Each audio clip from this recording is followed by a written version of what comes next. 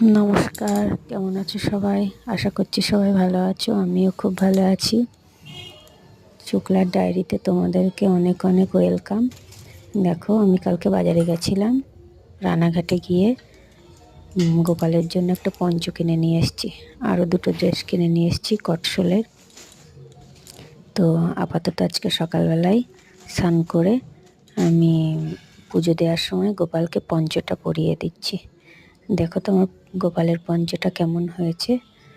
গোপালের নিশ্চয়ই পঞ্চ পরে খুব ভালো লেগেছে, তাই জন্য আমার গোপালের মুখটা দেখবে খুব হাসি হাসি। তাই কি ভালো লাগছিল পঞ্চটা দেখে, তাই জন্য আগে নিয়ে নিলাম। দেখো কেমন লাগছে। তারপরে সব আবার ড্রেস করিয়ে গোপালের জায়গায় বসিয়ে দিই, দিয়ে খেতে দিই। সবাই ভালো থেকো, রাধে রাধে।